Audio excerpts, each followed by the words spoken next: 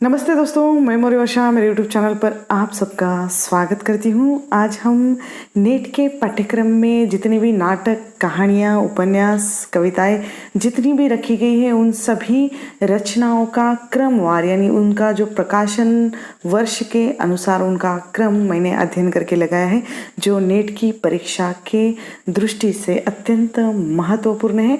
क्योंकि जो नेट के पाठ्यक्रम से संबंधित नेट की परीक्षा में प्रश्न पूछे जाते हैं, उसमें क्रम लगाओ के जो प्रश्न पूछे जाते हैं वह रचनाओं के प्रकाशन वर्ष के संबंधित होते हैं। अगर हमें उस सभी रचनाओं का प्रकाशन वर्ष पता चल गया या उन रचनाओं का क्रम पता चल गया तो हम वह प्रश्न आसानी से हल कर सकेंगे। ठीक है, तो चलिए देखते हैं उन रचनाओं का क्रम किस तरह है। हिंदी कविता इकाई नंबर जो 5 है उसमें जो प्रथम है पृथ्वीराज रासो, जो नेट के पाठ्यक्रम में भी दिया हुआ है। 1343 का उसका समय है। उसके बाद आती है खुसरो की पहेलियाँ और मुकरियाँ, यानी जो प्राचीन रचनाएं हैं जिनका संपादक बाद में किया गया, लेकिन नेट के पाठ्यक्रम में रचनाओं का क्रम पूछते समय जब प्राचीन कवियों का क्रम पूछा जाता है तो उनके जन्म और मृत्यु का जो सन है या उनका समय है उसके हिसाब से हमें क्रम लगाना पड़ता है। तो यहाँ पर अमीर खुसरो की जो पहेलियाँ हैं तो वह किस काल में लिखी गई है, यानी उनका जन्म और मृत्यु का जो समय रहा है उस समय में ही इनका ये रचना काल रहा है।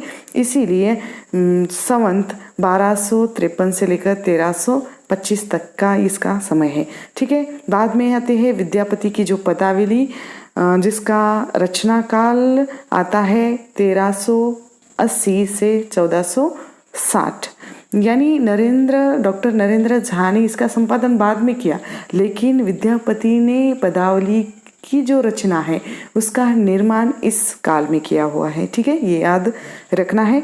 कबीर का जो रचना काल रहा है 1399 से लेकर 1518। जायसी ग्रंथावली का जो समय रहा है 1492 से 1542, और मीरा का 1555 से लेकर 1606, 1595 से लेकर 1659। बिहारी सतसई 1596 से लेकर 1689, जो सूरदास के भ्रमर गीत का रचना काल का समय रहा है। उसका संपादक बाद में संपादक रामचंद्र शुक्ल ने किया है, याद रखना है, क्योंकि हमें भ्रमर गीत सार का संपादन किसने किया इसका रचना काल कभी नहीं आता है। सूरदास की भ्रमर गीत का रचना काल, इसके अनुसार हमें क्रम लगाना पड़ता है, तो हमें उस हिसाब से याद रखना है। ठीक है, रामचरित्र मानस जो 1631 संवत, घनानंद कवित्व जो 1764 लेकर 1796 से इसका समय रहा है। प्रिय प्रवास 1914, और बाद में आते हैं आधुनिक काल के जो कवि मैथिली शरण गुप्त, जिसका भारत भारती जो नेट के पाठ्यक्रम में रखा गया है 1912 और कहीं कहीं पर 1914 भी दिया जाता है। ये बात आप लोगों को याद रखनी है। 1931 में साकेत हुआ है उनका प्रकाशित। उसके बाद आते जयशंकर प्रसाद, जिनका आंसू 1925 में आता है, कामायनी 1935 में, और कहीं कहीं 1936 भी दिया हुआ है। ये बात याद रखनी है। उसके बाद आता है निराला का नाम आता है निराला की जूही की कली, जो 1916 में एक पत्रिका में प्रकाशित हुई थी। बाद में इसका संकलन परिमल नामक जो कविता संग्रह है उनका 1930 में किया, और उनका दूसरा संकलन जो राग विराग 1998 में आया, तो उसमें भी इस कविता का संकलन किया हुआ है। ठीक है, इसके बाद आता है 1930 जागो फिर एक बार, परिमल में इसका संकलन है। 1935 में सरोज स्मृति, गीतिका और अनामिका, यानी गीतिका में 1936 में और अनामिका में 1938 में इसका संकलन हुआ है। उसके बाद आते हैं 1936 में राम की शक्ति पूजा, जो अनामिका नामक उनकी कविता संग्रह में संकलित है। 1942 में कुकुर मुक्ता, 1950 में बांधो न नाव इस ठाव बंधु, जो अर्चना नामक जो कविता संग्रह में संकलित है। ठीक है, इसके बाद आते हैं सुमित्रानंदन पंत 1919 प्रथम रश्मि वीणा नामक उनके कविता संग्रह में 1927 में इसका संकलन हुआ है। 1924 में परिवर्तन का प्रकाशन होता है और पल्लव में इसका संकलन है। महादेवी वर्मा, यहाँ पर एक बात आपको याद रखनी है कि जब भी सुमित्रानंदन पंत की जो प्रथम रश्मि अगर क्रम लगाओ पूछे तो आपको 1919 ही याद रखनी है, क्योंकि क्रम उस हिसाब से कविता का अगर पूछा गया तो उस हिसाब से लगाना है। अगर वीणा का पूछा गया तो 1927 में। अगर ऐसा प्रश्न आता है कि सुमित्रानंदन पंत की प्रथम रश्मि ये जो कविता है किस कविता संग्रह में संकलित है, तो आपको वीणा ये नाम देना है। ठीक है। महादेवी वर्मा का नाम आता है। महादेवी वर्मा की जो ये कविता है बीन भी हूँ मैं तुम्हारी रागिनी भी हूँ, जो नीरजा नामक उनकी कविता संग्रह में संकलित है, जिसका प्रकाशन 1934 में हुआ है। कविता का हुआ है, नीरजा का नहीं। नीरजा एक कविता संग्रह है जिसका प्रकाशन वर्ष मैंने नहीं दिया है, सिर्फ कविता का दिया है। द्रुत झरो जगत के जीर्ण पत्र जो युगांत और पल्लवनी ये दोनों भी कविता संग्रह में इस कविता का संकलन हुआ है और इस कविता का प्रकाशन वर्ष 1934 है। 1935 में मैं नीर भरी दुख की बदली यानी सांध्य गीत कविता संग्रह में इसका संकलन हुआ है और 1935 में ये प्रकाशित है। फिर विकल है प्राण मेरे सांध्य गीत में ही इसका संकलन हुआ है और 1936 में प्रकाशन हुआ है। 1942 में यह मंदिर का दीप इसे नीरव जलने दो जो दीप शिखा नामक कविता संग्रह में इसका संकलन हुआ है। ठीक है। अब आगे है रामधारी सिंह दिनकर। इनका जो रश्मिरति है 1954 में, उर्वशी 1961 में। नागार्जुन है जिनकी कविता अकाल और उसके बाद 1952 में इसका रचना काल रहा है। 1953 में बादल को घिरते देखा युगधारा नामक उनके कविता संग्रह में संकलित है। मनुष्य हूँ युगधारा नामक कविता संग्रह में संकलित है, जिसका प्रकाशन वर्ष 1953 है। 1959 है कालिदास सतरंगे पंखों वाली और 1961 है खुरदरे पैर सतरंगे पंखों वाली और 1966 है शासन की बंदूक युगधारा। आगे कवि है सच्चिदानंद हीरानंद वात्स्यायन अज्ञेय। कलगी बाजरे की हरी घास पर क्षण भर 1949। आगे है 1949 में हरी घास पर क्षण भर, ये उनका कविता संग्रह भी है और इस शीर्षक से उनकी एक छोटी सी कविता भी है। ठीक है, जो हमने देखी है आपको उसका वीडियो लिंक में मिल जाएगा। 1953 में यह दीप अकेला बावरा अहिरी नामक कविता संग्रह में इसका संकलन हुआ है। 1961 में असाध्य बिना आंगन के पार द्वार इस कविता संग्रह में इसका संकलन हुआ है। 1967 में कितनी नावों में कितनी बार, ये भी एक कविता संग्रह भी है और कविता भी है, ये आपको याद रखनी है, जिसका प्रकाशन वर्ष 1967 में हुआ है। आगे कवि है भवानी प्रसाद मिश्र। 1956 में गीत फरोश नामक उनकी कविता है और जिस नाम से उनका एक काव्य संग्रह भी है गीत फरोश, जिस गीत फरोश में ये दोनों भी कविताएं संकलित है, सतपुड़ा के जंगल और गीत फरोश 1956। ठीक है। मुक्तिबोध है, उसमें है 1957 में ब्रह्म राक्षस, 1964 में भूल गलती, 1964 में अंधेरे में। ये अलग अलग काल में रचनाएं इन कविताओं की हुई है, लेकिन एक ही कविता संग्रह में इसका संकलन हुआ है, चांद का मुंह टेढ़ा। ठीक है। अगले जो कवि है धूमिल। धूमिल की नक्सलवाड़ी संसद से सड़क तक, यानी धूमिल का जो एक कविता संग्रह है संसद से सड़क तक, इसी कविता संग्रह में ये चारों भी कविताएं संकलित हैं। उसमें मोचीराम है, अकाल दर्शन है और रोटी और संसद है। और यहाँ पर कविता के बारे में आपको एक बात ज़रूर याद रखनी है, क्योंकि कभी कभी जो प्राचीन काल के जो कवि आते हैं और आधुनिक काल के जो कवि आते हैं तो उसमें बहुत बार ये कन्फ्यूजन हो जाता है कि प्राचीन काल के कुछ जो कवि हैं उन कवियों की जो पहली वाली जो कविताएं हैं, प्रथम बार उन्होंने जो कविताएं लिखी हैं, उन्होंने कुछ हिंदी की मासिक पत्रिकाएं, साहित्यिक पत्रिकाएं उसमें उसका प्रकाशन किया है, रचना काल दिया है, तो उनका रचना काल अलग आता है। और कुछ जो कवि हैं उनके कविताओं का प्रकाशन उनकी ही कविता संग्रह में किया है। और इस वजह से हमें कभी कभी ये कंफ्यूज होता है कि हम रचना का प्रकाशन वर्ष याद करें या रचना संग्रह का याद करें या कविता संग्रह का याद करें। तो एक बात याद रखनी है, जब भी कविता के नाम दिए जाते हैं तो उनका रचना काल आता है। अगर जिस एक आध बार कविता का रचना काल आपको याद नहीं है तो उस रचना का जो संग्रह है या वह रचना किस संग्रह में प्रकाशित हुई है और उस संग्रह का प्रकाशन वर्ष क्या है, उस हिसाब से हमें क्रम लगाना पड़ता है। ठीक है, आपको मेरी बात समझ में आ गई होगी। अगर नहीं समझ में आती है फिर भी मुझे कमेंट में लिखना है, मैं आपको उसका उत्तर दे दूंगी। ठीक है, आगे है हिंदी उपन्यास इकाई नंबर 6। उसमें आते हैं देवरानी जेठानी की कहानी। पंडित गौरी दत्त जो 1870 में इस उपन्यास का प्रकाशन वर्ष है।